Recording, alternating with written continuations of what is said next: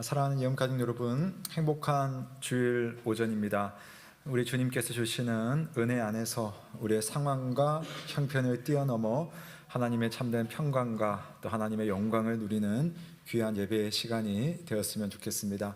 오늘 우리 함께 인사 나누겠습니다. 한번 자리에서 일어나실까요? 우리 각자의 생활 속의 형편과 사정을 안고 다 주님 앞에 나오셨습니다. 한 주간 너무 애쓰셨습니다. 우리 옆에 계신 분 서로 인사하겠습니다. 애쓰셨습니다. 잘 오셨습니다. 예배 잘 드립시다. 인사하겠습니다. 애쓰셨습니다. 잘 오셨습니다. 예배 잘 드립시다. 고맙습니다. 우리를 부르신 하나님을 부르며 다 함께 예배로 나아가겠습니다. 하나님이여, 내 마음을 정하였사오니 내가 노래하며 나의 마음을 다하여 찬양하리로다. 하나님 우리 아버지와 주 예수 그리스도로부터 은혜와 평강이 있기를 원하노라. 아멘. 다 함께 영광 찬송 드리겠습니다. 주의 인자는 끝이 없고 찬양합니다.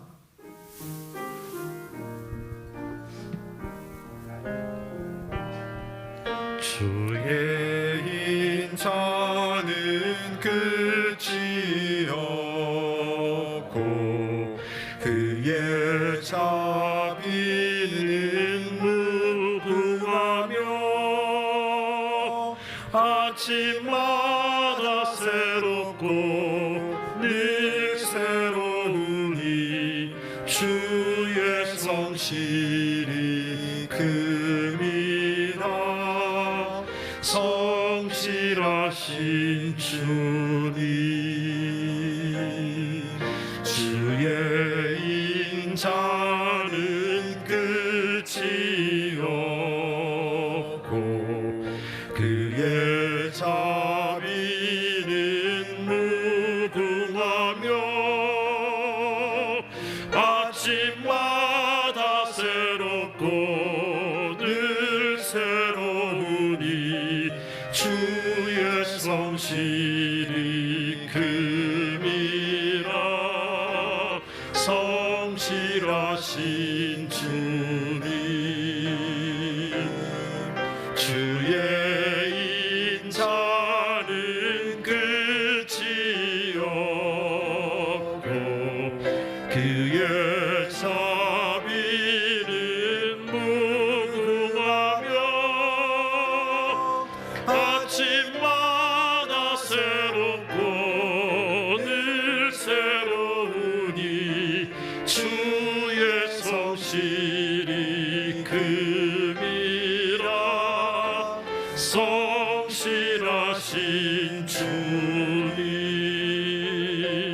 아침마다 새롭고 늘 새로우니 주의 성실이 큼이라. 성실하신 주님. 아멘. 모두 자리에 앉으시겠습니다. 주님께서 우리에게 주신 계명 10계명을 함께 낭독하겠습니다.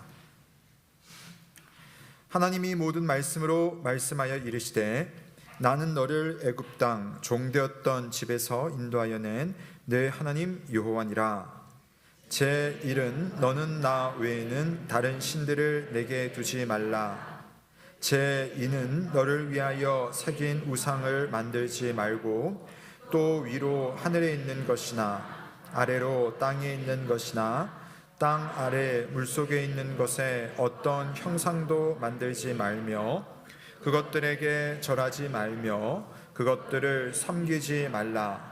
나 내 하나님 여호와는 질투하는 하나님인즉 나를 미워하는 자의 죄를 갚되 아버지로부터 아들에게로 3, 4대까지 이르게 하거니와 나를 사랑하고 내 계명을 지키는 자에게는 1000대까지 은혜를 베푸느니라.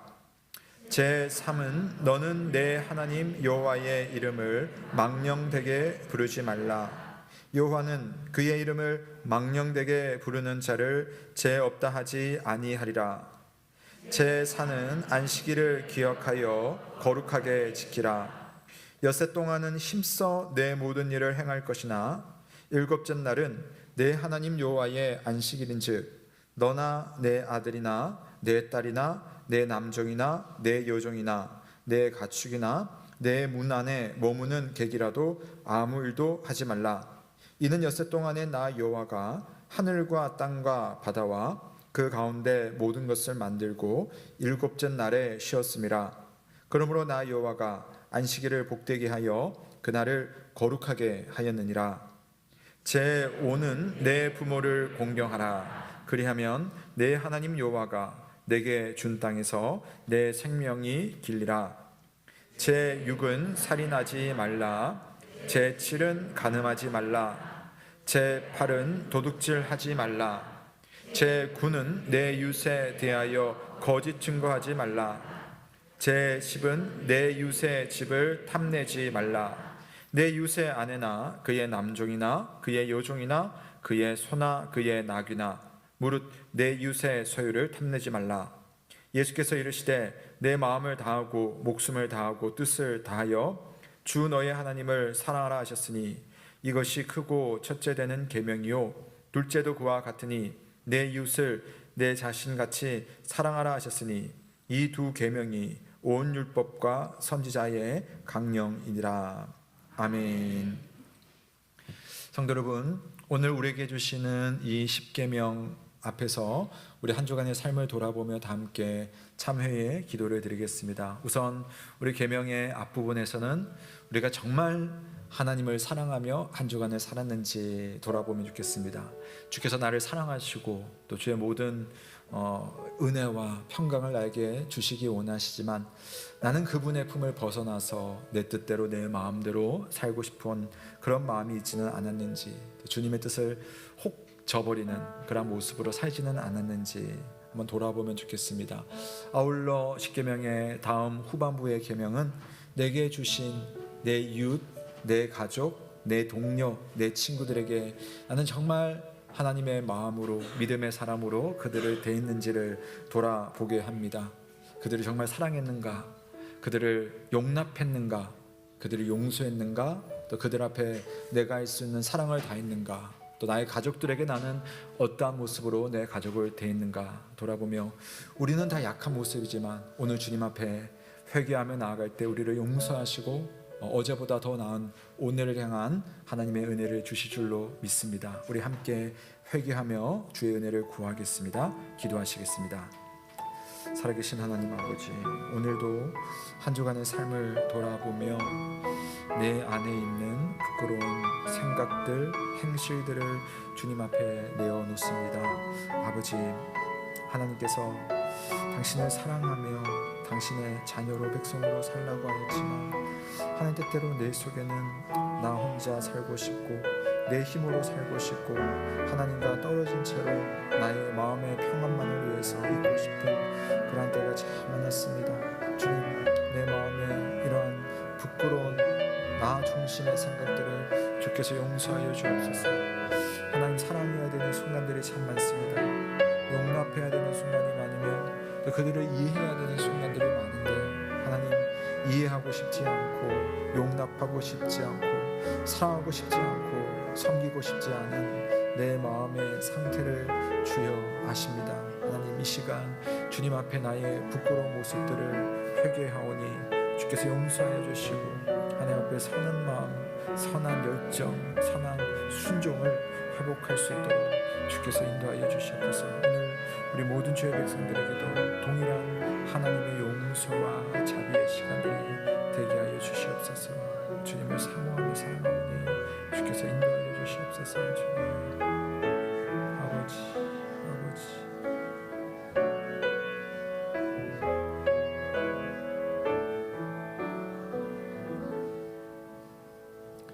그가 우리를 흑암의 권세에서 건져내사 그의 사랑의 아들의 나라로 옮기셨으니 그 아들 안에서 우리가 속량 곧 죄 사함을 얻었도다. 아멘. 다 함께 감사 찬송 드리겠습니다. 찬송가 33장 영광스러운 주를 보라 찬양 드리겠습니다.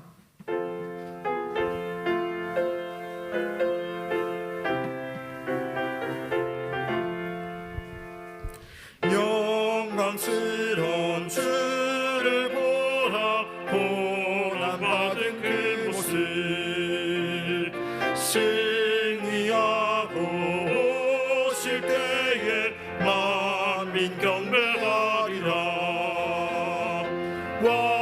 왕의 왕이 되신 주께 면류관을 드리세. 왕의 왕이 되신 주께 면류관을 드리세. 보좌 위에 계신 주께 면류관을 드리세.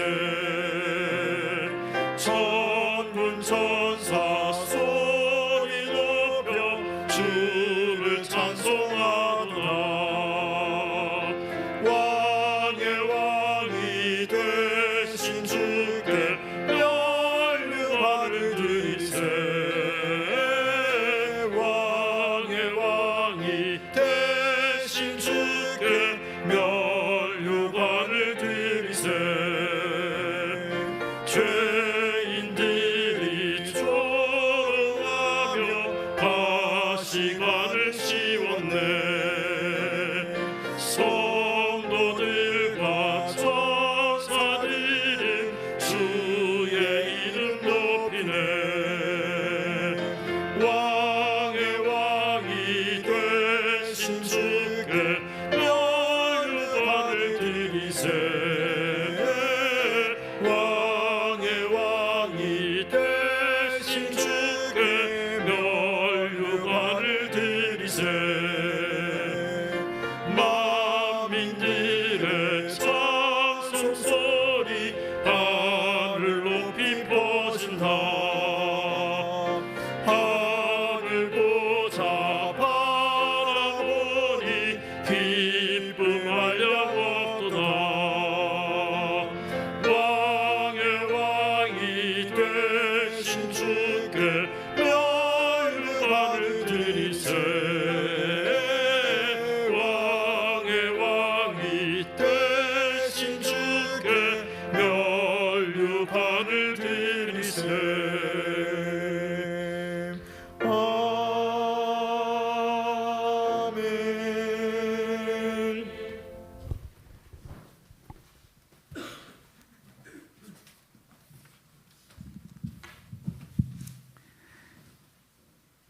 살아계신 하나님 아버지, 한 주간도 동행하여 주시고 이 시간 주님께 예배드릴 수 있는 은혜와 사랑 주심 감사합니다. 사망 가운데 있는 저희를 주님의 십자가의 은혜로 구원하여 주셨으나 여전히 나의 감정, 생각, 이성을 앞세울 때가 많습니다. 성숙한 믿음으로 혈과 육이 아닌 생명과 평안의 삶을 누리며 세상 가운데 통로가 되게 하옵소서. 무릇 하나님께로부터 난 자마다 세상을 이기느니라. 세상을 이기는 승리는 이것이니 우리의 믿음이니라. 아멘. 6월에는 우리 교회 설립 감사주일과 교회 직원 은퇴 임직 예배가 있습니다. 그리스도가 몸된 교회의 머리가 되어 가정과 교회, 직장 속한 모든 곳에서 세상을 이기고 다스리는 생명의 빛이 되는 교회 되게 하옵소서. 하나님의 절대적 주권의 통치 아래 하나님이심을 알고 주님의 뜻을 이루는 예언교회가 되게 하옵소서. 그동안 주님 앞에 믿음으로 섬기며 마음을 다하여 직분을 감당한 장로님과 권사님의 은퇴를 우리 주님 기쁘게 받아주시고 앞날을 축복하여 주옵소서. 새로 세워지는 장로님, 안수 집사님, 권사님의 임직식에 주님 함께하여 주옵소서. 하나님의 뜻과 계획이 있어 세워주셨사오니 오직 거룩하신 하나님의 뜻을 알고 맡은 사명을 잘 감당하게 하옵소서. 말씀 전하는 담임 목사님, 진리의 말씀, 생명의 말씀이 되게 하시고 치유와 회복이 일어나며 주 안에 형제자매가 하나 되게 하옵소서. 부교역자님도 함께하여 주시고 지치고 피곤치 않게 도와주옵소서. 중고등부와 청년일부 교육자님이 속히 배정되게 하셔서 교육부의 양육과 드리는 예배가 더욱 충만케 하옵소서. 아픈 성도님, 수술하고 회복을 기다리는 성도님들이 있습니다. 주님께서 치유의 손길을 주셔서 영육간에 더욱 강건케 하시고 온전히 회복되게 하옵소서. 긴 시간 섬기며 간병하는데 경제와 정신적, 육체적으로 고통받는 성도님들도 있습니다. 주님, 어려움과 고통 속에서도 주님의 선하심을 믿고 믿음으로 기도하며 견디고 있는 성도님들 위로하여 주시고, 절망 가운데에도 함께 하시는 주님의 손길을 알게 하옵소서. 무엇보다도 질병의 치유는 물론이고 그들의 영혼까지도 온전히 주님이 책임져 주옵소서. 코로나 위기 상황에서도 예배를 위하여 섬기는 손길들과 마음이 있어도 여러 형편으로 함께하지 못하는 성도님들이 있습니다. 주님, 믿음의 중심을 받아주시고 그들의 삶이 날마다 찬양과 영광을 올려드리는 풍성한 은혜의 삶을 살아가도록 축복하여 주옵소서. 올려드리는 찬양대의 찬양을 우리 주님 기쁘게 받아주시옵소서. 이 모든 말씀 예수 그리스도의 이름으로 기도드리옵나이다. 아멘.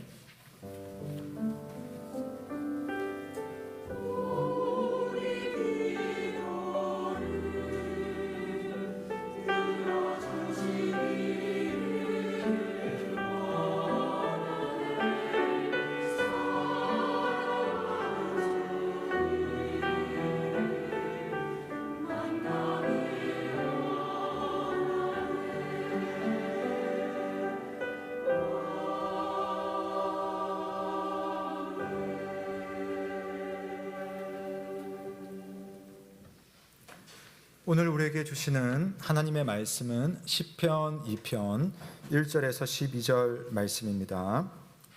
구약 성경 805면입니다. 시편 2편 1절에서 12절을 봉독하겠습니다.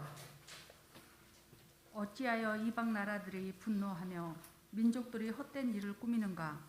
세상의 군왕들이 나서며 간원들이 서로 꾀하여 여호와와 그의 기름 부은 자를 대적하며 우리가 그들의 맨 것을 끓고 그의 결박을 벗어버리자 하는도다. 하늘에 계신 이가 웃으시며 주께서 그들을 비웃으시리로다. 그때의 분을 바라며 진노하사 그들을 놀라게 하여 이르시기를 내가 나의 왕을 내 거룩한 산 시온에 세웠다 하시리로다. 내가 여호와의 명령을 전하노라. 여호와께서 내게 이르시되 너는 내 아들이라. 오늘 내가 너를 낳았도다. 내게 구하라. 내가 이방 나라를 내 유업으로 주리니 내 소유가 땅 끝까지 이르리로다. 내가 철장으로 그들을 깨트리며 질그릇같이 부수리라 하시도다. 그런즉 군왕들아, 너희는 지혜를 얻으며 세상의 재판관들아, 너희는 교훈을 받을지어다. 여호와를 경외함으로 섬기고 떨며 즐거워할지어다. 그의 아들에게 입맞추라. 그렇지 아니하면 진노하심으로 너희가 길에서 망하리니 그의 진노가 급하심이라. 여호와께 피하는 모든 사람은 다 복이 있도다. 아멘. 이는 하나님의 말씀입니다. 하나님께 감사드립니다. 고맙습니다. 이 시간에는 할렐루야 찬양대가 죄인의 고백이라는 찬양으로 성삼위 하나님의 영광을 찬양드리겠습니다.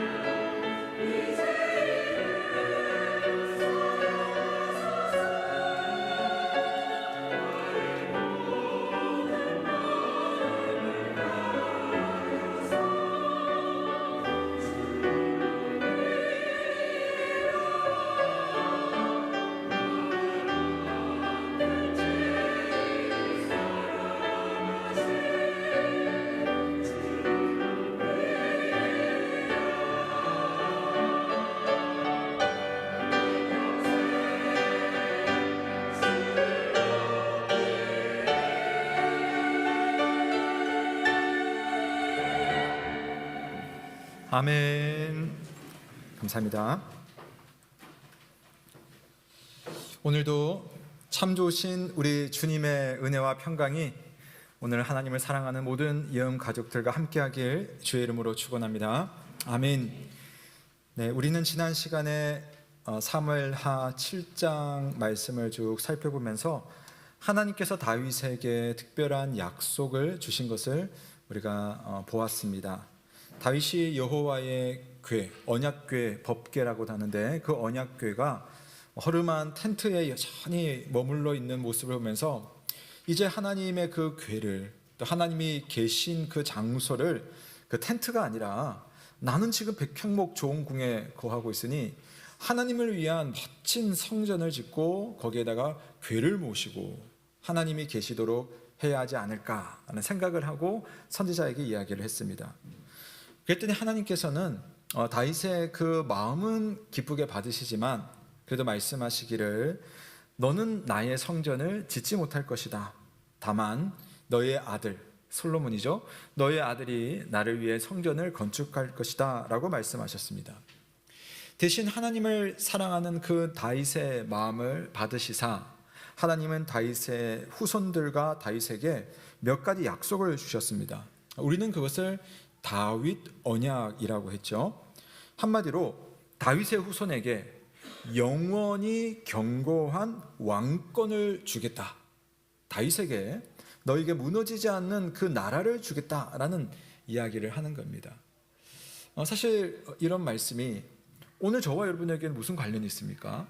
그 오래전 옛날 이 시대에 그 다윗의 왕국에 대해서 말씀하시는데 그게 나와 무슨 상관이 있겠는가라고 하는 것이 우리에게는 질문이 될 수 있겠죠. 그래서 이 다윗의 언약과 또 오늘 말씀을 잘 살펴보시면 그 주님의 말씀이 오늘 우리에게도 관련이 있다. 오늘 나에게도 주시는 하나님의 약속이다. 이걸 우리가 살펴보는 것이 오늘 한번 해보고자 하는 내용입니다. 우선 여러분, 하나님께서 다윗에게 이 약속을 주신 이유가 뭘까라고 할 때 이 다윗의 왕국인 이스라엘이라고 하는 나라는요, 일반 나라가 아니에요. 세속 국가가 아니라는 말씀입니다. 물론 지금 저기 중동에 가면 이스라엘이 있죠. 그 이스라엘은 현재는 우리 대한민국처럼 일반 세속 국가입니다. 하지만 이 구약 시대, 이 구약 성경에 나오는 이 이스라엘이라는 나라는 좀 다른 나라입니다. 어떤 나라냐면은 하나님이 직접 다스리시는 하나님의 나라입니다. 그래서 그 나라를 통해서 하나님께서 뭔가 특별한 일을 하시고 싶은 거예요. 이 세상, 이 세계 전체에 하나님의 다스림을 받는 특별한 사람들이 있다. 특별한 집단이 있다라는 것을 보여주는 겁니다. 그래서 그 집단을 통해서 하나님의 곁을 떠나서 사망의 음침한 골짜기를 향해 가고 있는 사람들을 불러들이고 모으려고 하는 것이 이스라엘을 그 시대에 두신 목적이었어요. 그러니까 오늘날로 말한다면 교회가 왜 지금도 세상 곳곳에 이 교회를 없애버리지 않고 곳곳마다 교회가 이렇게 끊임없이 존재하고 있느냐라고 할 때 역시 그 당시 이스라엘이라는 국가가 존재했던 것처럼 오늘 교회도 같은 맥락에서 이 세상 속에 존재를 하고 있는 겁니다. 어쨌든 이 이스라엘은 하나님의 다스림을 받는데요. 어떻게 받느냐면은 그냥 이렇게 받는 것이 아니라 하나님께서 세우신 왕에 의해서 하나님의 다스림을 받는 겁니다.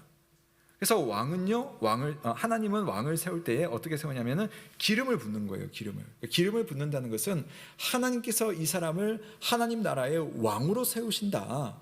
그런 의미를 가지고 있는 겁니다. 그래서 왕은요, 하나님 나라를 하나님 대신해서 통치하는 대리 통치자의 개념을 가지고 있었어요. 특히 하나님께서 택하신 다윗 왕조를 그렇기 때문에 내가 영원히 견고하게 하겠다. 내 나라를.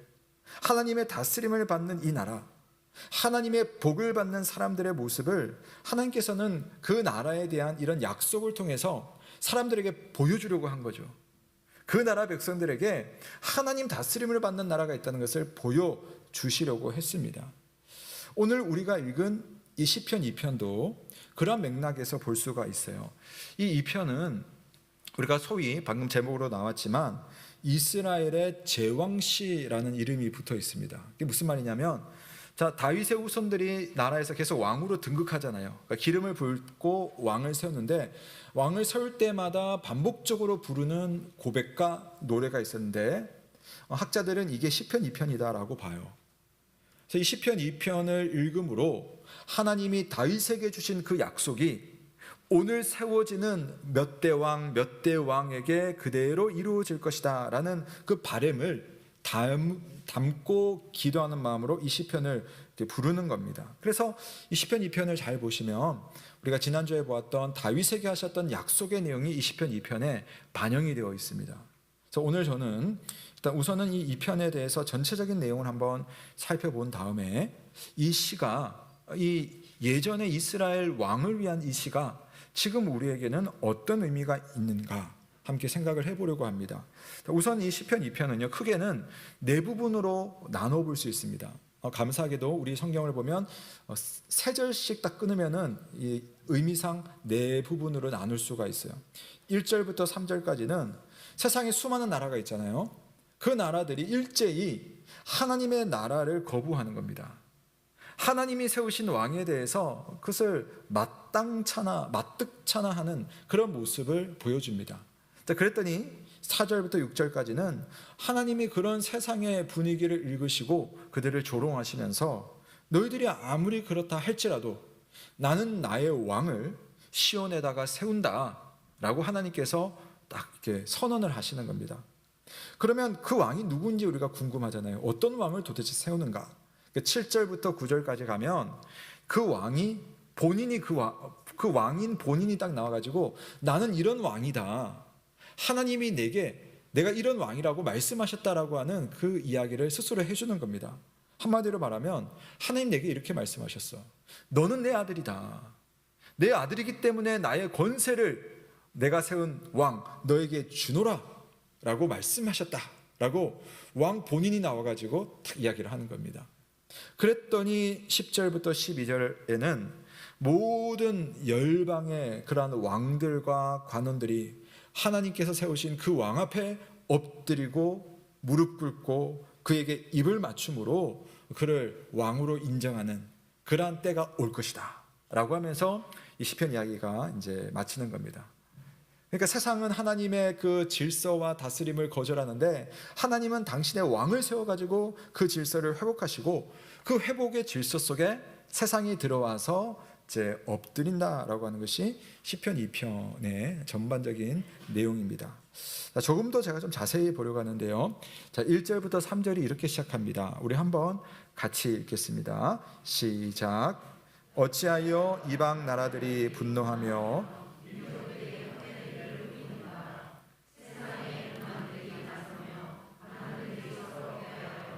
여호와와 그의 기름 부음 받은 자를 대적하며 우리가 그들의 맨 것을 끊고 그의 결박을 벗어버리자 하는도다. 아멘. 여러분, 하나님이 세상을 창조하셨어요. 창조한 세상은 하나님의 그 질서 안에 있을 때는 세상이 사실 좋은 거죠. 그러니까 정돈되어 있는 거죠. 그러나 여러분, 아담의 타락 이후에 우리가 알다시피 사람들은 하나님의 질서를 미워합니다. 하나님이 세우신 그 법과 그 법으로 다스리는 그런 왕을 싫어하는 거죠. 그래서 말하기를 우리가 그런 어떤 그 하나님 나라의 그 맨 것을 끊어버리고 마치 자기가 이렇게 잡혀 있는 것처럼 그 결박을 끊어버리자 하면서 하나님과 하나님의 기름 부음 받은 자를 대적하는 겁니다. 자, 이것이 여러분 우리가 쭉 보시면 이게 인간의 역사이죠. 전 세계적인 현상입니다. 아담의 타락 이후의 세상은 하나님의 다스림을 거부합니다. 하나님은 사람을 하나님의 형상으로 만들어서 우리 안에 두신 그 하나님의 그 형상의 그 양심, 또 그런 어떤 하나님의 그 뜻, 거기에 우리가 잘 순종해서 살면 사실은 온 세상이 편안할 텐데 세상은 그렇게 살지 않는 거죠.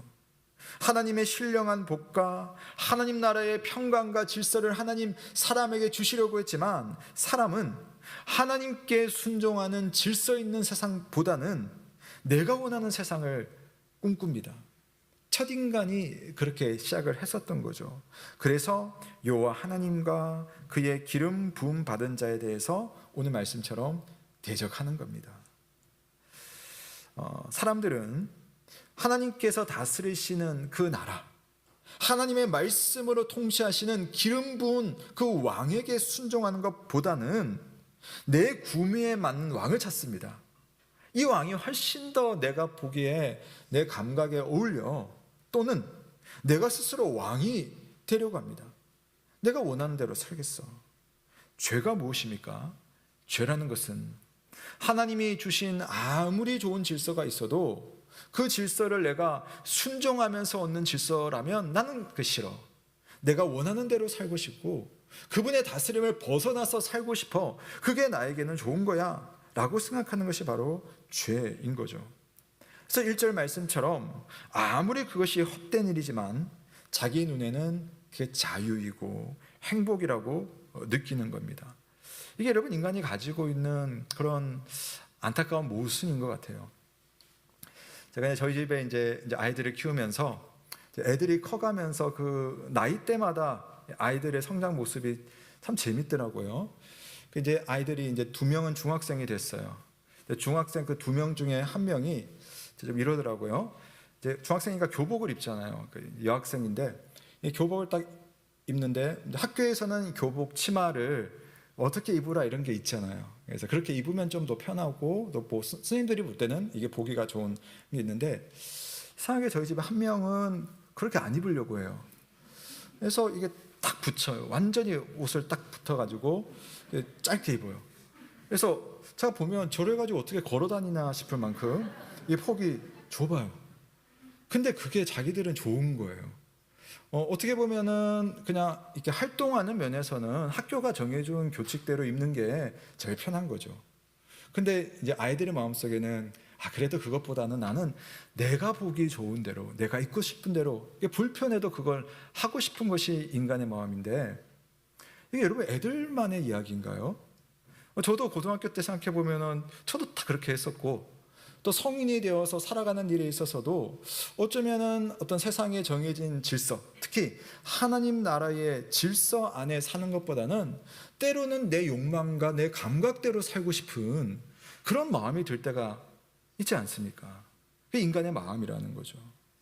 그래서 하나님은 사실은 인간에게 좋은 세상을 주고 싶고 질서 있는 세상을 주고 싶지만 인간의 죄성은 하나님의 그런 세상보다는 내가 원하고 내가 주인되고 내가 하고 싶은 대로 가는 것이 훨씬 더 나에게 이롭다라는 생각을 하는데, 오늘 성경 말씀에서는 그것이 헛된 일이다 라고 말을 합니다. 그래서 하나님은 그런 사람들을 보면서 웃습니다. 이게 흐뭇한 웃음이 아니고요, 너희들 참 어리석구나 라고 하는 일종의 조롱이면서, 또 한편으로는 너희들에게 이렇게 좋은 세상을 내가 준비했는데 너희들은 왜 자꾸만 바깥으로 가려고만 하느냐 하는 분노의 마음입니다. 물론 당장은 그들을 하나님 심판하지는 않으십니다. 그러나 간접적으로는 경고를 하시는데, 자 6절 말씀해 보시면 내가 나의 왕을 내 거룩한 산 시온에 세웠다 이렇게 말합니다. 그러니까 무슨 말이냐면 너희들이 그렇게 까불거리고 있지만 기다려라. 내가 기름 부어서 세운 왕이 너희들을 다룰 것이다. 그가 너희들을 심판할 것이다. 너희들은 세상의 질서를 흐트러뜨렸지만 내가 세운 나의 대리 통치자가 나를 대신해서 제대로 세상의 질서를 세울 것이다 라고 주님께서 일종의 경고를 하시는 겁니다. 자, 그러면 하나님이 세우신 왕은 도대체 어떤 왕인데 그렇게 하시느냐는 거죠. 그래서 7절부터 9절까지는 하나님께서 세우신 그 왕이 스스로 말을 하는 겁니다.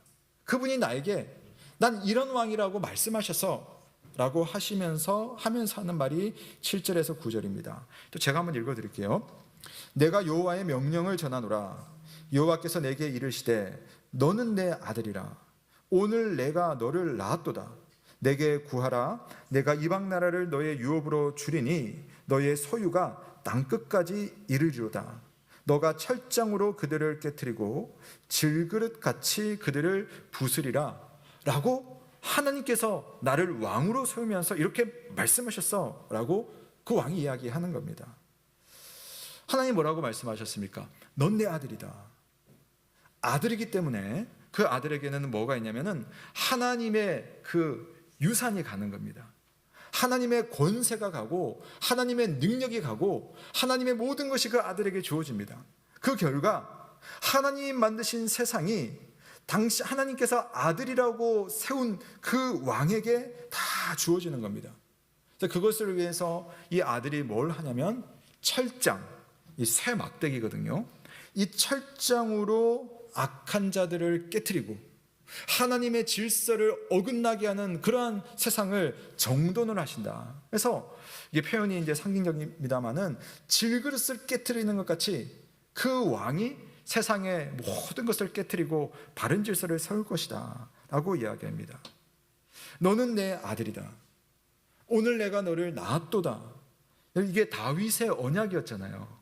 하나님이 다윗의 후손에게 말하기를 나는 그에게 아버지가 되고 그는 내게 아들이 되리니 라고 말씀하셨습니다. 결국 세상은 자신만만하게 하나님의 질서와 하나님의 말씀을 거절하지만 그러나 그 대적했던 세상의 왕들은 결국은 그 왕에 의해서 다 엎드려지고 절하게 됩니다. 그래서 여호와를 경외하고 하나님의 아들 하나님께 세우신 그 왕에게 입맞추게 되는데요. 여러분 이것은요 이렇게 보셔야 돼요. 철장을 가지고 사람들을 괴롭히는 왕이 아닙니다. 자, 오늘 9절, 10절과 12절 말씀까지 우리 한번 같이 읽어볼게요. 10절부터 12절입니다. 시작. 그런즉 군왕들아 너희는 지혜를 얻으며 세상의 재판관들아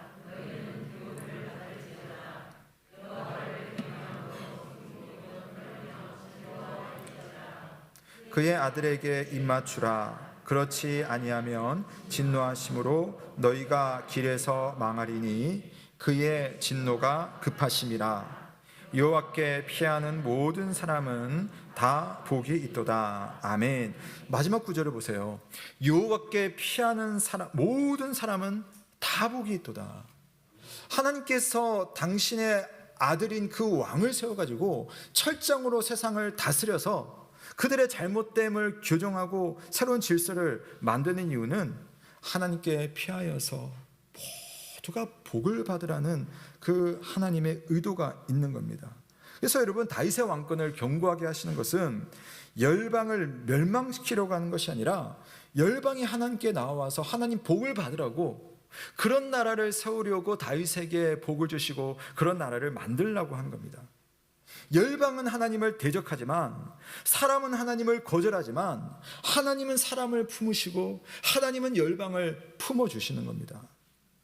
이 모습이 이스라엘이라는 하나님 나라를 세우고 그 나라를 다스리는 다윗의 왕조를 견고하게 하시는 하나님의 큰 그림이에요. 자, 그러면 지난주 말씀과 조금 중복되는 부분들이 있지만 그래도 오늘 한 번 더 생각해야 되겠습니다. 실제로 이 약속의 말씀, 실제로 이 시편 2편을 왕이 즉위할 때마다 막 외쳤던 그 다윗의 왕조 실제는 어땠을까? 역사를 한번 제가 간략하게 한번 정리를 다시 한번 해드릴게요. 우선 이 시편을 고백했던 다윗의 후손들, 특히 다윗의 아들이 누구였습니까? 솔로몬이었죠. 얼마나 지혜로운 왕이었습니까? 얼마나 통치를 잘했습니까? 근데 안타깝게도 그가 통치 말년에는 실수를 많이 해요. 실패를 많이 합니다. 정치적인 목적으로 이방 여인들과 결혼을 하는데 놀라지 마십시오. 그 부인이 무려 1000명이에요. 1000명을 정략 결혼을 하는 겁니다. 그러니까 오늘날 그런 부부관계랑은 좀 다른 거죠. 어쨌든 간에 1000명을 자기의 부인으로 정략적인 결혼을 합니다. 근데 어떤 일이 생깁니까? 1000명의 여인이 오면 그 1000명이 가지고 있는 그 신앙이 같이 들어오는 겁니다. 그러니까 이방신이 이스라엘으로 싹 들어가지고 솔로몬도 이방신을 섬기고 우상을 섬기고 백성들도 그렇게 따라가는 겁니다. 또 그러다 보니 여러 가지 정책적인 실수를 많이 하고 지나치게 세금을 걷고 건축과 토목공사를 위해서 사람들을 막 이렇게 백성들을 부리다 보니까 백성들의 불만이 커지는 겁니다. 그래서 솔로몬이 죽고 난 이후에 반란이 일어납니다. 그래서 기원전 931년도에 북쪽 이스라엘과 남쪽 유다로 나라가 쪼개지는 겁니다. 북이스라엘은 솔로몬의 그런 통치를 반대했던 여로보암이라는 사람이 새로운 왕국을 12지파 중에 10지파가 모여가지고 새로운 북이스라엘이라는 나라를 만들어버려요. 나머지 남아있는 두 지파, 다윗의 왕조가 있는 그 지파가 있는 그 두 지파가 이제 남쪽에 그대로 예루살렘을 중심으로 남왕국, 남유다가 시작되게 되는 겁니다. 근데 안타깝게도 나라가 나뉘어가지고 다 잘 되면 좋은데 그 나라들이 다 차례차례 국군이 기울어가고 멸망하게 됩니다. 먼저 북이스라엘은 아까 이제 이 솔로몬의 반대에서 세워진 북이스라엘은 기원전 722년, 그러니까 931년에 나눠졌으니까 약 200년 만에 아수르에 의해서 멸망해 버립니다. 엄청난 그런 어떤 고난을 당하게 돼요. 그러니까 이 200년 동안 이스라엘에는요, 북이스라엘은 왕이 무려 19명 바뀝니다. 200년 동안. 뭐 우리는 대통령이 5년씩 하니까 뭐 거기는 뭐 10년 이상 했겠네라는 생각이 들겠지만 이게 여러분 고대의 왕이라고 생각해 보십시오. 왕은 평생 가는 거거든요. 적어도 40년 정도 가야 되지 않겠습니까? 근데 10년도 못 채우고 심지어는 7일을 채우고 죽는 그런 왕도 있었습니다. 그 200년 기간 동안 쿠데타가 8번 일어나요. 그러니까 우리는 조선 왕조하면은 이시성을 가진 왕이 계속 이렇게 세워지잖아요. 근데 우리로 한다면 계속 왕의 성씨가 바뀌는 겁니다. 쿠데타 때문에. 8명의 왕이 죽임을 당하고 1명의 왕이 자살을 합니다. 자, 왜 이런 일이 생겼는가라고 할 때 우리가 보지는 않겠지만 열왕기하 17장에 보면 이 나라는 200년 동안 주구장창 하나님을 섬긴다고 하면서 금송아지를 만들어서 자기 마음대로 하나님을 섬겨요. 또 바알신과 아세라신을 섬기면 우리 잘 될 거야 하면서 이방신들이 들어와가지고 막 섬기는 겁니다. 200년 동안 하나님은 엘리야와 같은 선지자, 아모스, 호세아 같은 선지자를 계속 보내가지고 너희 그러다가 죽는다, 그러다가 망한다 아무만 말하지만 길을 딱 틀어막고 있다가 결국은 아수르에 의해서 비참하게 멸망하고 순간순간 왕조들도 그런 식으로 비참하게 끝이 납니다. 그럼 남유다는 어떻게 되었을까? 남유다는 사정이 좀 낫습니다. 북이스라엘보다는 그러니까 350년 지속돼요. 약 150년 더 지속되게 되는데요. 물론 남유다의 대다수의 왕들도 이 시편 2편을 고백하는 남유다의 대다수의 왕들도 죄를 범하는 왕들이 상당했습니다. 그러나 북이스라엘과는 좀 질적인 차이가 있어요. 뭐가 다르냐면은 북이스라엘은 모든 왕이 하나님을 떠났어요. 근데 남유다는요, 개 중에 정말 좋은 왕들이 중간중간 나타나요. 나라가 막 멸망 지경까지 가면 그 중에 어떤 왕이 딱 즉위하면서 나라를 정상으로 딱 올려놔요. 예를 들어서 아사라든지 여호사밧이라든지 히스기야라든지 요시야라든지. 심지어 요시야 왕은 자기 할머니가 뭐 자기 그 선주들을 자기 아들이 죽고 나니까 선주들 다 죽여버리고 자기가 여왕이 돼버려요. 그런데 그 선주를 죽이려고 했는데 그 중에 한 아이가 참 감사하게도 기적적으로 성전에 숨어가지고 제사장이 그 아이를 살려내는 겁니다. 그 사람이 바로 요시야죠. 그 요시야가 종교개혁을 단행하는 겁니다. 자, 이런 식으로 남유다는 그래도 다윗의 혈통들이 계속 대를 이으면서 왕조가 유지됩니다. 그 이유가 무엇일까? 북이스라엘의 멸망은 그랬죠. 근데 남유다도 대부분의 왕들은 사실은 악했어요. 그럼에도 불구하고 선한 왕들이 나오고, 그럼에도 불구하고 다윗의 왕권이 지속되었던 이유가 뭘까라고 할 때 우리는 딱 한 가지 이유를 알 수 있습니다. 하나님의 약속 때문이었다입니다. 다윗에게 주신 약속, 너의 후손에게 왕권을 주겠다라고 했던 그 하나님 약속 하나 때문에 인간은 이렇게나 하나님의 모습과는 다르게 살고 그분 앞에 신실하지 않게 사는데 하나님 왜 우리에게 신실하셔서 당신의 약속을 이렇게 지키시는 걸까요? 그래서 이 다윗의 왕조는 계속 지탱되다가 그러나 안타깝게도 586년에 바벨론에 의해서 멸망합니다. 이것도 여러분 문제가 되지 않는 것이 하나님이 다윗에게 약속하실 때도 너의 후손이 만일 죄를 범하면 내가 사람의 매와 인생의 채찍으로 징계하겠다라고 하셨기 때문에 그 말씀대로 하신 겁니다. 그럼에도 불구하고 하나님은 다윗의 왕권은 영원할 것이다 라고 이야기합니다. 다시 질문이 들어갑니다. 지난주와 똑같은 반복이 되겠지만, 그러면 하나님께서 다윗의 약속을 주시고 이 시편 2편의 말씀을 주셨는데 어떻게 이렇게 역사적인 현실은 다를까 하는 점이죠.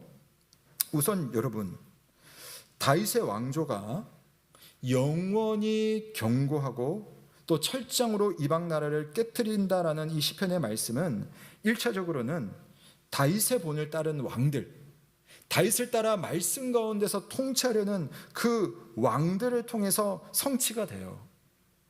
다윗의 길을 따른 왕들에게는 하나님의 언약의 축복이 따라갑니다. 그러나 하나님의 말씀을 멀리 떠난 왕들은 아무리 다윗의 후손이라 하더라도 당연히 매를 주고 징계를 주는 겁니다. 그 또한 다윗의 언약의 내용이었습니다. 비록 인간은 하나님 앞에 신실하지 못했습니다. 그래서 매를 맞았습니다. 그러나 신실하신 하나님은 이 다윗의 언약을 폐기하지를 않아요. 나라가 멸망했는데요. 기원전 586년에 나라가 멸망하고 약 600년 동안 그 나라가 없었는데요 라고 우리가 역사를 이야기할 수 있겠죠. 그러나 하나님은 그런 중에도 인간이 볼 때는 세상이 어둡고 나라가 끝이 났고, 오늘로 말한다면 교회가 이렇게 비방받고 교회가 이렇게 힘이 없는데 어떻게 교회가 지속될까 싶을 때에도 하나님은 교회를 지키시고 하나님은 그 나라의 왕권을 지킨다는 겁니다. 왜냐하면 그분이 약속하셨기 때문에. 그래서 이스라엘 백성들은요, 왕을 기다렸어요. 정말 왕을 기다렸어요. 나라가 없는데 왕을 기다립니다. 그 왕이 누구냐? 인간의 역사 속으로 들어오신 바로 우리의 구주, 다윗의 후손이신 예수 그리스도가 우리의 왕이신 줄로 믿으시기를 바랍니다. 예수님께서 세례를 받으실 때에 하늘에서 들린 소리 여러분 기억나시나요? 하나님께서 그렇게 말씀하셨죠. 너는 내 사랑하는 아들이라, 내가 너를 기뻐하노라 라고 말씀하셨어요. 그게 뭐냐면 우리 시편 2편 7절 말씀과 이 다윗의 언약의 내용이 예수님에게서 이루어졌다라는 겁니다. 그래서 이 땅에 진정한 다윗의 후손으로 오신 왕 예수님은 하나님 나라 백성들에게 하나님 나라를 보여주시려고 오셨습니다. 그 나라가 얼마나 은혜스러운지를 우리에게 실제로 알게 해주시려고 오셨어요. 그분은 인간의 죄의 권세를 끊어주시고 우리를 하나님의 자녀로 삼아서 우리도 그분처럼 하나님을 아버지라고 부를 수 있도록 그렇게 하시려고 오신 왕입니다. 그 왕 안에, 그 왕을 의지하는 주님의 백성들은 영원한 그 나라의 평강을 누리게 된다는 사실을 믿으시기를 바랍니다. 물론 여러분, 우리 1절부터 3절까지 내용 우리가 본 것처럼 세상은 그리스도의 통치를 거절해요. 아주 싫어합니다. 하나님 나라의 원리를 대놓고 싫어하죠.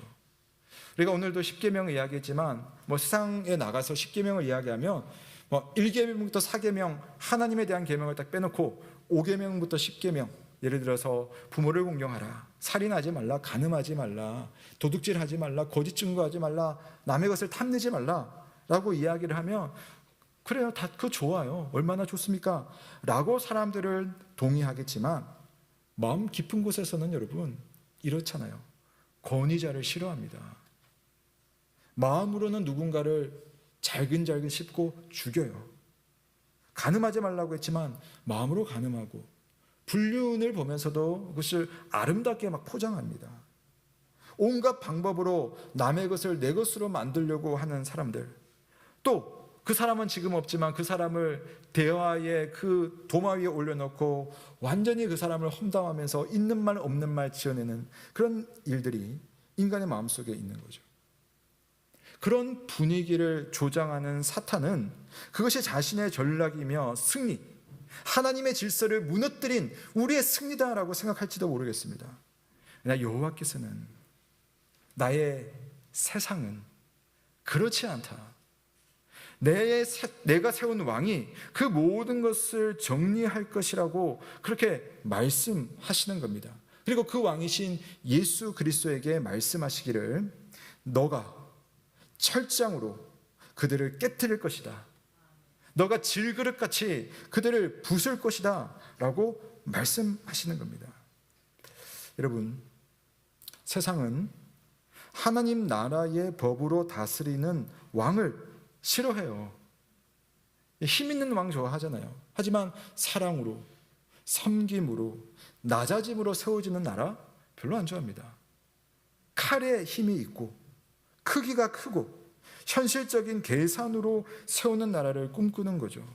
그러나 그들의 꼼수는 예수 그리스도의 권세 앞에서 결국은 심판받고 무너지게 된다는 사실을 믿으시기를 바랍니다. 자, 여러분, 우리가 예전에 요한계시록을 쭉 봤었는데요. 자, 계시록 중에 12장으로 가면 이런 말씀이 있어요. 제가 한번 읽어드릴게요. 그 꼬리가 하늘의 별 3분의 1을 끌어다가 땅에 던지더라. 용이 해산하려는 여자 앞에서 그가 해산하면 그 아이를 삼키고자 하더니 여자가 아들을 낳으니 이는 장차 철장으로 만국을 다스릴 남자라. 그 아이를 하나님 앞과 그 보좌 앞으로 올려가더라.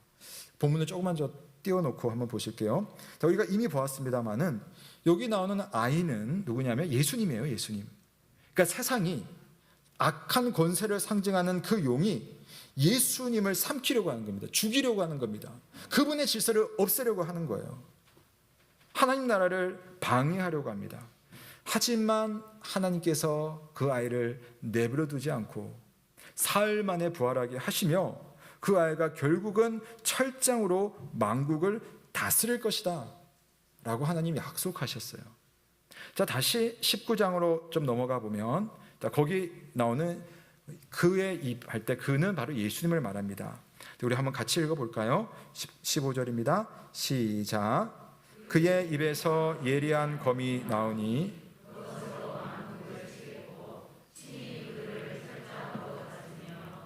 또 친히 하나님 곧 전능하신 이의 맹렬한 진노의 포도주 틀을 밟겠고. 자, 여기도 보면, 자, 그 예수님께서 철장으로 그들을 다스릴 것이다라고 이야기합니다.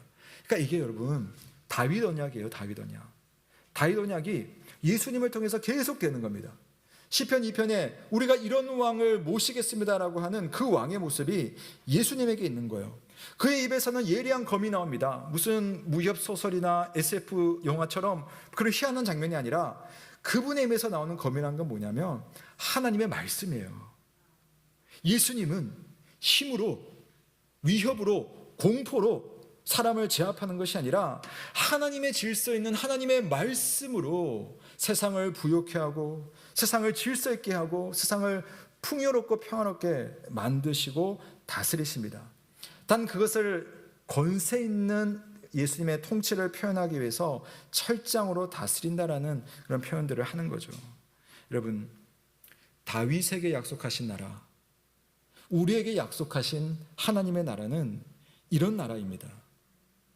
세상과는 다른 원리로 사는 나라, 세상과는 다른 권세로 이루어지는 그런 나라. 하나님 나라 백성들은 이런 하나님의 약속을 붙들고 세상의 위협과 유혹 앞에서 살아가는 사람들입니다. 우리의 왕이신 예수 그리스도께서 그분의 철장으로 이 악한 세상을 이기게 하신다는 것을 믿으시기를 바랍니다. 그러므로 여러분, 세상은 하나님의 질서에 반대하고 발악하겠지만 그 발악 앞에서 우리가 주눅들 필요가 없습니다. 제가 최근에 읽은 책 중에 로마에서 보낸 일주일이라는 책이 있어요. 이 책은 초기 기독교 시대에, 그러니까 이제 로마 시대, 1세기 로마 시대에 이제 기독교가 이제 막 로마로 들어오기 시작하는 그 시대의 모습을 고증한 일종의 역사 소설인데요. 이 책의 이제 두 번째 제목이 뭐였냐면은 1세기 로마에서 그리스도를 따른다는 것이라는 부제가 붙어 있어요. 재미있어요. 한번 나중에 읽어보십시오. 그러니까 이제 갓 예수님을 믿기 시작한 주인공이 나오는데 이 주인공이 원래 이제 로마인이에요. 노예였다가 이제 자유민이 되었는데, 근데 이제 결혼을 했는데 누구랑 결혼했냐면은 유대인이면서 예수 믿는 크리스찬 여성과 결혼을 하게 됩니다. 이 여자랑 너무 사랑해서 결혼을 하고 로마인으로 로마에서 살아가는데, 예수라고 하는 사람이 가르치는 그 나라의, 그 하나님 나라의 법이 로마인들이 살아가는 삶의 양식이랑 너무 다른 거예요. 그래서 계속 순간순간마다 이 사람은 고민을 계속 합니다. 예를 들어서 그 당시 로마의 성인 남자들은 결혼을 했어요. 아내가 있습니다. 근데 아내를 두고서도 밖에 나가서는요, 돈을 주고 매춘 행위를 막 하는 거예요. 로마 시대의 문화가. 그러면서도 뭐라고 말하냐면은 일말에 그런 게 없어요. 내 몸은 내 몸이다. 내 몸에 권리는 내가 가지고 있지 누가 가지고 있냐. 내가 내 마음대로 하는데 그게 무슨 상관이고, 내가 내 기쁨을 추구하는데 누가 뭐라고 할 거냐. 이게 당연히 자유를 가지고 있는 로마인들의 일반적인 생각입니다. 그런데 예수를 따르는 것은 그런 삶을 버리라고 하는 겁니다. 주님의 가르침을 따라 나는 아내에게 속하였고 아내도 내게 속하였으므로 난 한 사람을 사랑하고 그에게 내 모든 것을 줘야 한다. 근데 그러려고 하니까 이 기본적으로 남자들끼리 모이면 매춘도 가고 이게 그냥 자연스러운 시대에 그걸 못 하는 겁니다. 그럼 이제 그런 관계들이나 사람들의 시선들이 이제 좀 따가워지는 거죠. 그뿐만 아니라 로마에서 그리스도인으로 살기 위해서 이만저만한 불평과 손해들이 너무 많은 겁니다. 1세기 로마에서 그리스도인으로 사는 것은 참 힘들었어요. 사랑하는 여러분, 지금 여러분은 어떻습니까? 우리가 21세기 대한민국에서 그리스도를 따른다는 것은 무엇입니까? 여러분에게 들려오는 그런 이방의 분노와 이방의 헛된 일들, 너희들 왜 그렇게 사느냐라고 하는 그런 음성이 들립니까? 아니면 너무나 자연스럽게 그들과 내가 똑같이 그렇게 지내고 있습니까? 여러분, 우리가 말씀으로 살려면 말씀과 다른 세상의 질서들과 부딪히게 되어 있습니다. 다시 한번 말씀드립니다. 우리가 그리스도인답게 사는 것에 주눅들지 마시고 우리의 왕이신 예수 그리스도를 바라보며 당당한 마음을 가지시기를 바랍니다.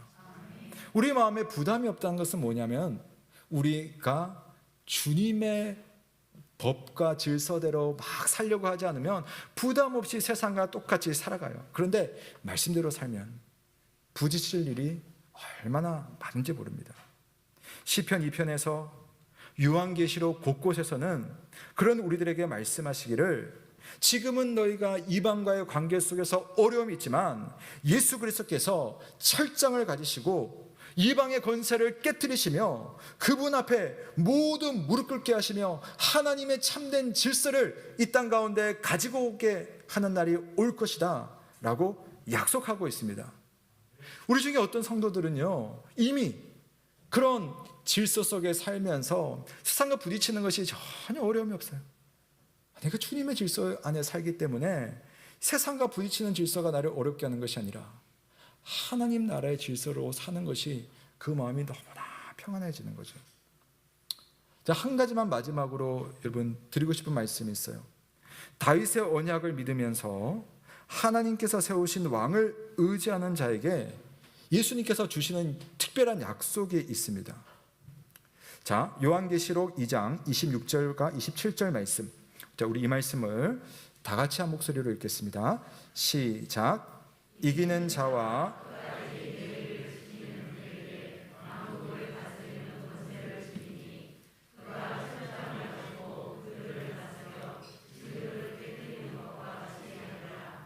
나도 내 아버지께 받은 것이 그러하니라. 아멘. 자, 시편 2편의 철장으로 깨트린다. 아까 요한계시록의 다른 말씀, 그 아이가 철장으로 세상을 다스린다. 세상의 그 어떤 질서도 그 예수 그리스도의 그 철장 밑에 다 무릎 꿇는 거죠. 근데 이 말씀은 조금 다른 차원의 이야기입니다. 자, 이 말씀에서 철장을 가지고 있는 27절의 그가 누구냐면 예수님이 아니에요. 예수님한테 주신 말씀이 아닙니다. 이건 예수님께서 그 당시에 이 말씀을 받고 있는 두아디라 교회에게 주신 말씀이에요. 그러니까 그 철장을 가지고 있는 그들을 다스리고 질그리를 깨뜨리는 그는 누구냐면 교회를 말하는 것이에요. 또 이 말씀을 받고 있는 저와 여러분에게 주시는 말씀이라는 겁니다. 다시 정리하면 예수님께서 철장의 권세를 가지고 그 어떤 사탄과 그 어떤 세상의 질서가 방해하더라도 다 깨뜨릴 것인데, 그게 주님만의 권세가 아니라 그분을 왕으로 모신 우리들, 그분의 나라에서 살고 싶은 우리들에게도 주어지는 그 철장의 권세가 그분께만 있는 것이 아니라 저와 여러분에게도 있다. 그 약속을 주시는 겁니다. 그 당시 소아시아의 7교회가 이 말씀을 들을 때 얼마나 핍박을 받는 시대인지 몰라요. 1세기 시대의 로마에서 사는 그 성도의 이야기처럼, 그러나 하나님의 말씀을 의지하고 말씀대로 살고자 힘쓰는 그 성도들에게는 철장의 권세가 주어져서 세상을 반드시 이길 수 있는 하나님의 은혜가 있는 줄로 믿으시기를 바랍니다. 지금도 말씀대로 살고자 힘쓰는 성도들에게 세상의 파도는 밀려옵니다. 때로는 휩쓸려서 넘어지거나 휘청거릴 수도 있습니다. 그러나 그리스도께서 가지신 그 철장의 권세, 하나님 나라의 권세가 마침내 여러분에게 주어질 것입니다. 여러분이 왕이 되셔야 돼요. 어떤 왕? 그분의 약속에 부합하는 왕으로 살고자 할 때 여러분의 손에 철장의 권세가 있어요. 사람들은 다 이런 길로 가고 이렇게 사는 것이 편히 사는 길이고 이렇게 살면 되지 뭐가 문제야 라고 할 때 우리는 그 나라의 법으로 살겠습니다. 내 왕은 당신들이 생각하는 그런 세상의 질서가 아니라 다른 나라의 왕이기 때문에 그 왕의 질서대로 살겠습니다 라고 할 때에, 고백할 때에, 결단할 때에 다윗에게 주신 그 약속대로 승리의 왕 예수 그리스도께서 여러분들도 승리의 자리까지 반드시 이끌어 주신다는 사실을 믿으시기를 바랍니다. 아멘. 다 함께 주신 말씀 감사드리며 찬송가 352장 십자가 군병들아 찬양하며 주님 앞에 봉헌하겠습니다. 우리 1절 2절과 4절 찬양하겠습니다.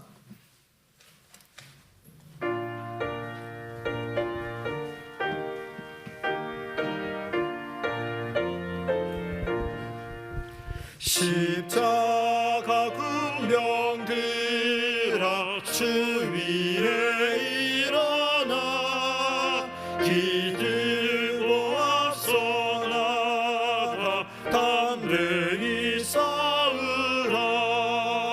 주께서 승전하고 영광을 얻도록 그 군대 거느리사 이기게 하시네. 십자가 군병들아 주 위에 일어나 응답할 소리 듣고 총 나가 싸우라. 수 없는 원수 앞에 주 따라갈 때에 주 예수 힘을 주사 강하게 하시네. 4절입니다. 십자가 군병들아 주 위에 일어나 이 나라를 작전하고 곡해가 부르라. 승전한 군사들은 영생을 얻으며 영광의 주와 함께 왕노릇 하리라.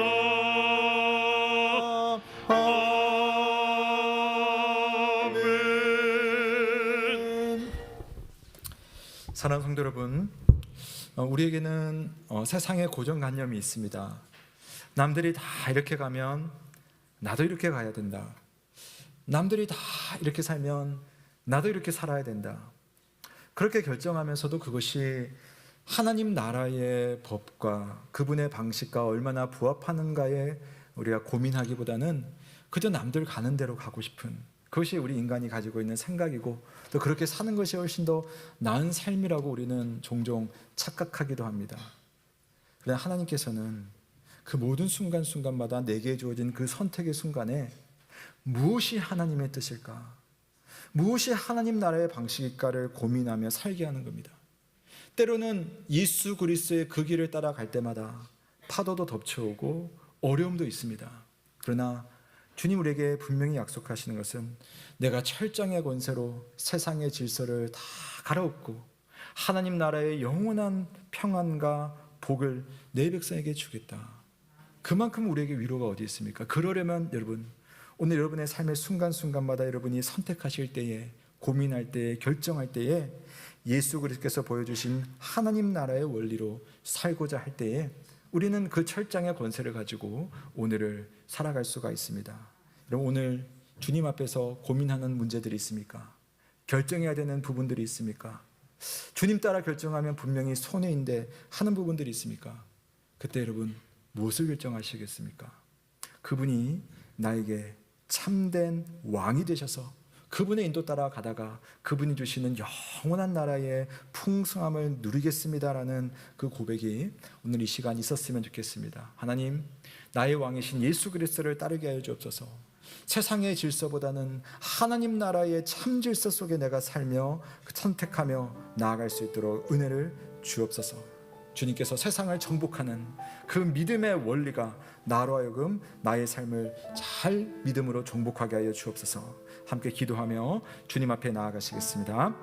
살아계신 하나님 아버지, 오늘도 하나님 앞에 말씀의 능력을 의지하며 하나님의 그 나라, 하나님의 그 복, 하나님 주시는 그 세상과는 다른 특별한 질서를 바라보며 오늘을 살아가는 우리가 되게 하여 주옵소서. 21세기에 대한민국의 국민으로 살아가는 것이, 하나님 나라 백성으로 살아가는 것이 늘 쉬운 것만은 아니지만 그러나 이 속에서도 하나님 바라보며 하나님을 의지하며 하나님의 뜻 안에서 살아가는 그러한 믿음으로 나아가기를 원하오니 주께서 은혜를 더하여 주옵소서. 하나님, 우리 주의 백성들 중, 오늘 기도하는 주의 백성들 중 세상의 그러한 유익과 하나님 나라의 법 사이에서 갈등하고 있는 그러한 마음들이 있다면 믿음으로 우리의 왕이신 예수 그리스도를 따르겠노라고, 주께서 보여주신 그 질서를 따르겠노라고, 다윗이 우리에게 보여주었던 그러한 믿음의 삶을 따르겠노라고 고백하며 또한 결단하며 나아가는 우리가 되게 하여 주옵소서. 그래서 세상의 평안이 아닌 하늘나라의 평안을 누리는 믿음의 삶이 될 수 있도록 주여 인도하소서. 주여 함께하소서. 주여 우리에게 하늘의 참된 영광과 평강을 허락하여 주시옵소서. 기도하는 우리들에게 하늘의 은혜가 있게 하여 주시옵소서. 주여.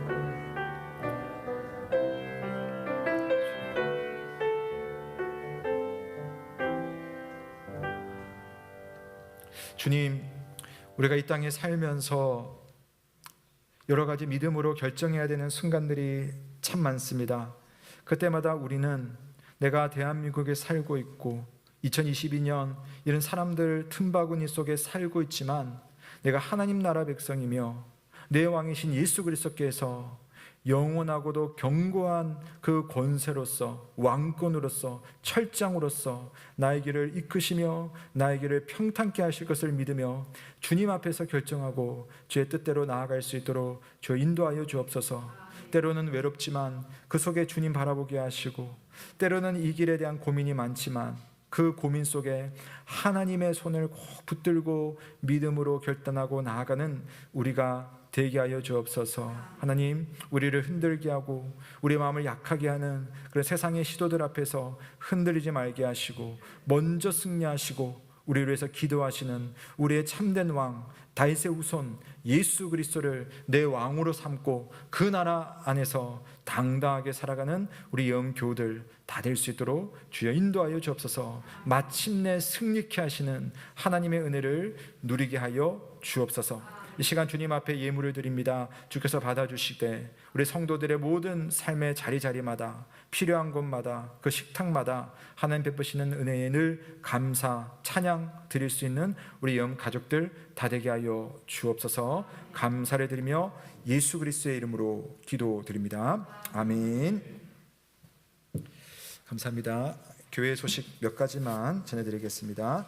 네, 오늘 우리 초등부는요, 아마 지금 이 시간에 예배를 드리고 우리 근처 공원에서 또 야외 반별 소풍을 하고 있을 것 같습니다. 가서 점심도 먹고 레크레이션도 하고 그럽니다.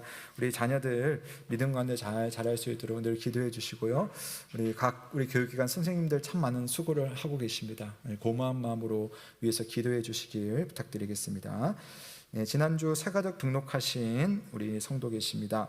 우리 송매실 집사님 지난주 등록하셨습니다.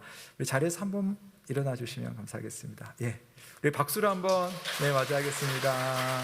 고맙습니다. 네, 앉으시면 되겠습니다. 예, 예전에 우리가 분립하기 전에 의성교회에서 여러분과 함께 신앙생활 같이 하셨고요. 또 이제 이렇게 오랜만에 우리와 함께 다시 하시게 됐습니다. 많이 도와주시고 기도해 주시고 또 생소할 텐데요, 많이 격려해 주시길 부탁드리겠습니다. 네, 우리 지난주 광고 드렸습니다마는 우리 방송실, 우리 예배를 섬기는 방송실 봉사자 모집하고 있습니다. 좀 배우시면 그렇게 어렵지 않게 하실 수가 있어요. 그래서 좀 내가 주님께서 우리 성도님을 섬기라는 마음을 주시는구나 하는 분 계시면 좀 같이 해주시면 너무너무 감사하겠습니다. 기다리고 있습니다. 이번 주 교회당 청소는 사여전도에서 담당해 주시겠습니다. 고맙습니다. 그리고 나가실 때는 여러분, 오늘도 여러분 맛있는 떡이 준비되어 있습니다. 우리 전수경 권사님 가정 어머니 장례를 치르시고 또 감사하는 마음으로 떡을 준비하셨다고 하니까요, 여러분 또 감사하면서 맛있게 드시면 되겠습니다. 나머지 내용은 주보를 참조하시겠습니다. 모두 자리에서 일어나시겠습니다. 예, 우리 하나님께서 다윗의 우선 예수님에게 너는 내 아들이다, 내 권세를 너에게 주노라 라고 하셨는데 그분을 왕으로 모시는 우리도 다 그렇습니다. 그래서 우리 옆에 계신 분에게 인사하겠습니다. 자, 성별을 잘 구별해서 말씀하셔야 돼요. 그래서 당신은 하나님의 아들입니다, 당신은 하나님의 딸입니다, 승리하세요, 이렇게 인사하는 겁니다. 인사하겠습니다. 시작. 당신은 하나님의 자녀입니다. 승리하세요. 네, 고맙습니다. 다음 주에 기쁜 마음으로 뵙도록 하겠습니다. 다 함께 마침 찬송 선한 능력으로 하시고 강복 선언으로 예배를 마치겠습니다. 그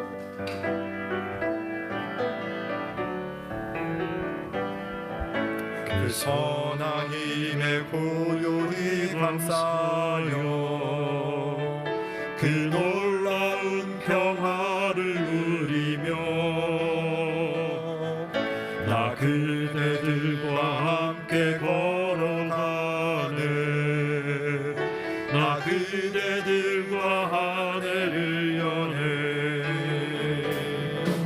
지나간 어물 어둠의 날들이 무겁게 내 영혼 짓눌러도 주여 우리를 외면치 마시고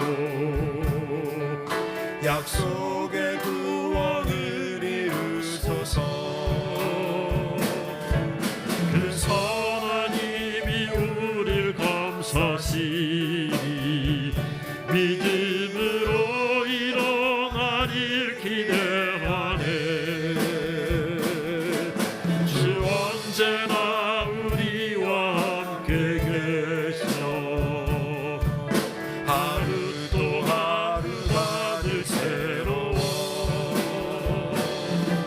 주께서 밝히신 작은 촛불이 어둠을 헤치고 타오르네 그 빛에 우리 모두 하나 되어 온 우리의 비추게 하소서 그 선한 힘이 우릴 감싸시니 믿음으로 일어나길 기대하네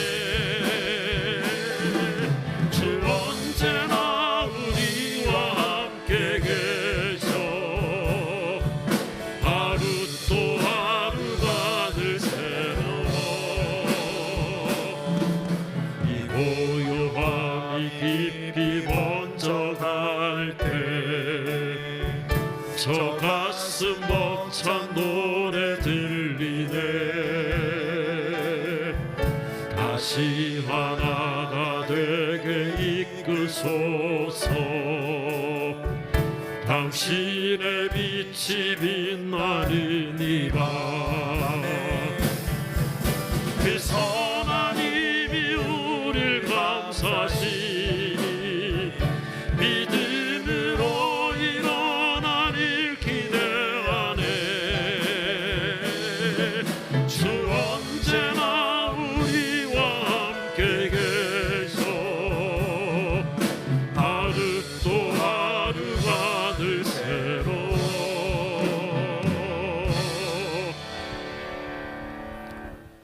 사랑하는 성도 여러분, 평강 중의 세상으로 나아가십시오.